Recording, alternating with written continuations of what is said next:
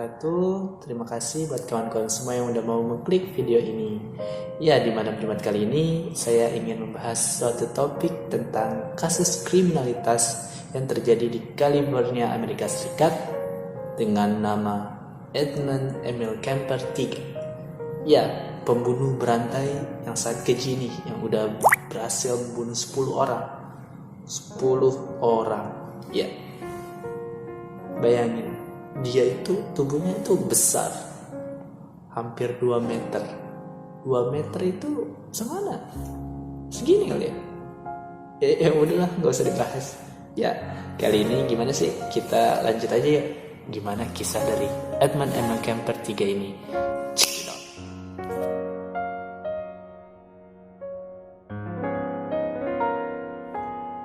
Edmund Emil Kemper III adalah pembunuh berantai asal California, Amerika Serikat yang sangat terkenal. Ia terkenal dengan kejeniusannya. Dia memiliki IQ di atas rata-rata manusia pada umumnya. Udah tahu belum berapa? 145. Ya, itu termasuk IQ yang sangat tinggi dan sangat cerdas, karena Albert Einstein aja 160. Tetapi sangat disayangkan, dengan kecerdasannya tersebut, dia melakukan banyak pembunuhan berantai dengan teknik-teknik yang kompleks. Bahkan, namanya sempat diangkat menjadi judul di film layar Netflix dengan judul Mindhunters. Ya, mengenai biografi singkatnya, Edmund Kemper lahir di Burbank, California pada tanggal 27 Agustus 1948. Ayah Edmund bernama Edmund Emil Kemper II. Kurang lebih namanya sama, cuma beda 2 dan 3. Iya. Dan juga dia punya ibu yang bernama Colonel Elizabeth Kemper. Ya, orang tuanya ini menikah dengan keadaan tanpa cinta. Udah dibayangkan bagaimana rasanya hidup berdua tanpa cinta, berkeluarga tanpa cinta. Kayaknya sesuatu yang sangat rumit untuk diterima. Ya, balik lagi deh ke Edmund Kemper III ini. Ya, ayahnya ini adalah seorang veteran Perang Dunia Kedua, dan ibunya ini adalah seorang ibu rumah tangga. Ya, ibunya adalah seorang ibu rumah tangga. Akan tetapi ibunya ini adalah seorang pecandu alkohol berat. Dia juga menderita gangguan kejiwaan ambang. Ya, si ayah Kemper ini pernah mengatakan pada saat uji coba bom nuklir di Pasifik. Dia berkata bahwa misi bunuh diri di masa Perang Dunia uji coba bom atom tidak ada apa-apanya dibandingkan hidup bersama dengan Colonel. Ya, di saat yang sama, Kemper mulai menampilkan fantasi kelam terkait seksualitas dan kematian. Dia memenggal boneka saudara perempuannya ketika dia masih kecil. Nah, dia juga pernah mengintai guru sekelasnya di luar rumahnya dengan membawa bayonet milik ayahnya. Pada usia 10 tahun, dia membunuh kucing peliharaan keluarganya. Dan pada usia 13 tahun, dia membunuh kembali kucing. Akan tetapi kucingnya ini adalah kucing tetangganya. Tahu agak alasannya apa dia membunuh kucing tetangganya ini? Ya, karena dia menganggap adiknya, saudari perempuannya ini lebih sayang kepada kucing tersebut dibanding dengan dirinya. Udah agak-agak gimana gitu ya, susah dibayangin. Ya, balik lagi nih. Setelah membunuh kucing tetangganya tersebut, dia itu memenggal kepalanya, memotong-motongnya, dan menyimpannya di dalam lemarinya. Sampai pada akhirnya ibunya yang menemukan mayat kucing tersebut. Ya, saat si Kemper sudah semakin tumbuh dewasa ini, ia ini semakin ditakuti oleh keluarganya, terutama oleh ibunya sendiri, si Colonel. Bukan apa-apa, karena si Colonel ini beranggapan bahwa si Kemper ini memiliki kelainan kejiwaan. Dia takut kedua putrinya ini, kakak dan adik si Kemper ini, disakiti oleh si Edmund Emil Kemper. Makanya ibunya menaruhnya di ruang bawah tanah. Akan tetapi karena kepintaran Edmund Emil Kemper ini, dia tidak begitu saja diam di ruang bawah tanah.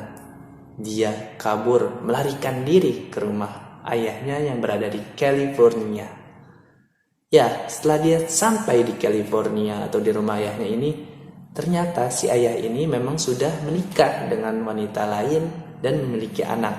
Nah, si Edmund ini meminta atau membujuk ayahnya agar ia bisa tinggal di rumah tersebut karena beralasan dia mendapatkan perlakuan yang kurang baik oleh ibunya. Jadi, ayahnya ini nih sempat menerima si Edmund Emil Kemper ini untuk tinggal di rumahnya, akan tetapi semakin lama ibu tirinya ini dan juga adik tirinya ini merasa tidak nyaman dengan kehadiran Edmund Emil Kemper. Dia meminta agar si Edmund Emil Kemper untuk pergi atau keluar dari rumahnya, dan ayahnya menyuruh Edmund Emil Kemper ini, bukan menyuruh sih, mengantarkan Edmund Emil Kemper ini ke rumah kakek dan neneknya yang berada di California juga. Ya, setelah sesampainya Kemper di tahanan atau polisi ini, dia itu langsung diperiksa tentang kejiwaannya, dan dia didiagnosa mendapatkan penyakit yang bisa dibilang schizophrenia paranoid. Nah, dari situ tuh dia ini dibawa ke rumah sakit negeri atas Cerrado. Di sana ia diidentifikasi sebagai pria dengan IQ tinggi. Kepindahan ini menjadi awal mula sepak terjang pembunuhan berantai yang dilakukan oleh Kemper sendiri. Ya, si Kemper ini merasa tidak suka tinggal bersama nenek dan kakeknya. Bukan apa-apa, karena si Kemper ini beranggapan bahwa si neneknya ini sama dengan ibunya yang terlalu terlalu otoriter, juga sering membuli si Kemper ini. Dan juga si kakeknya ini juga pendengarannya kurang jelas, makanya si Kemper ini agak kurang betah walaupun selama 1 tahun ia tinggal di rumah kakek dan neneknya ini. Nah, pada suatu ketika si Kemper ini sedang duduk berdua dengan neneknya dan mereka beradu argumen atau adu bacot lah kalau bisa dibilang kayak gitu. Nah, di situ tuh terjadi kekesalan yang memuncak atau emosi yang memuncak dari seorang Edmund Emil Kemper. Lalu dia pergi dari ruang dapur tersebut menuju ruang tengah dan mengambil senapan yang dikasihkan oleh kakeknya untuk ia memburu. Akan tetapi dia mengambil senapan itu dan langsung ke dapur, lalu menembakkannya kepada neneknya tersebut di kepala 2 dan di dadanya juga 2 kali. Bukan hanya itu, si Edmund Emil Kemper ini juga menusuk neneknya itu dengan sebilah pisau sampai benar-benar ngeri sih kalau dibayangin. Gak sampai di situ. Ini posisi kakeknya itu tuh lagi di luar gitu, nggak di rumah. Ketika kakeknya udah mau sampai di depan rumah, si Edmund emang udah menunggu nih si kakeknya datang. Nah, di situ tuh Edmund berpikiran kalau dia tidak ingin kakeknya melihat istrinya ini meninggal. Maka dari itu si Edmund itu langsung eksekusi kakeknya. Dan eksekusi di sini itu artinya dia membunuh kakeknya juga dengan senapan yang dikasih oleh kakeknya sendiri. Tidak sampai di situ, si Edmund ini kan bingung gitu harus gimana atau panik, tapi dia itu menelpon ibunya dan meminta ibunya membawa polisi ke sini. Agak aneh sih di sini. Gimana gitu? Ya akhirnya datanglah polisi dan ditangkaplah si Edmund Emil Kemper ini. Begitu. Si Kemper ini kemudian memasukkan tubuh kedua korbannya ke dalam koper dan pergi ke rumahnya yang ada di Alameda, tempat tinggalnya saat itu. Dalam perjalanannya, seorang petugas polisi menghentikannya karena lampu belakangnya rusak, akan tetapi tidak menggeledah mobilnya. Nah, sesampainya di rumah ini, si camper memperkosa tubuh sebelum dipotong-potong, memperkosa tubuh wanita-wanita tersebut, mahasiswinya tersebut sebelum dipotong-potong. Lalu menempatkan potongan tubuh di kantong plastik dan membuangnya ke jurang dekat Gunung Loma Prieta. Metode pembunuhan ini terus berlanjut kepada 4 korban mahasiswi lainnya, dan sama gitu konsepnya, sama tekniknya juga sama apa yang dilakukan Edmund Emil Kemper ini. Nah, 3 tahun kasus pembunuhan berantai yang dilakukan Edmund Emil Kemper ini nggak keungkap gitu sama polisi. Bayangin dari 21 tahun sampai umur 24 tahun. Nah, 24 tahun ini baru nih keungkap. Bukan dikungkap sih, awal mulanya lagi nih kasus yang lain terbuka. Puncaknya itu saat dia benar-benar kesal dan marah sekali kepada ibunya. Dia memukul ibunya dengan palu cakar. Saat ini ibunya ini lagi tidur dan dia udah kesel banget, dia pukul pakai palu cakar di tempat tidur ibunya ini. Nah, kemudian si camper ini nih tuh memenggal kepala ibunya. Memenggal kepala ibunya dan memperkosa kepala ibunya itu. Ini tuh kelakuan udah kayak binatang banget. Tapi emang gimana ya bisa bilang kayak orang sakit jiwa ya gitu. Nah, harus dipenggal, diperkosa kepala ibunya, lalu ditaruh itu kepala di rak. Nah, nggak sampai di situ, dia tuh langsung tuh nelpon teman ibunya, meminta untuk teman ibunya itu ke rumah ibunya itu. Sesampai teman ibunya ini di rumah, si camper ini nih langsung mengeksekusi teman ibunya juga gitu, dan dia pergi ke Colorado dengan menggunakan mobil teman ibunya ini. Nah, dia ini tuh kabur udah lama, terus sampai dia udah nggak dengar kabar tentang kematian ibunya lagi nih, dia tiba-tiba menelpon polisi. Seperti kasus sebelumnya, dia menelpon polisi dan menyerahkan diri kayak gitu.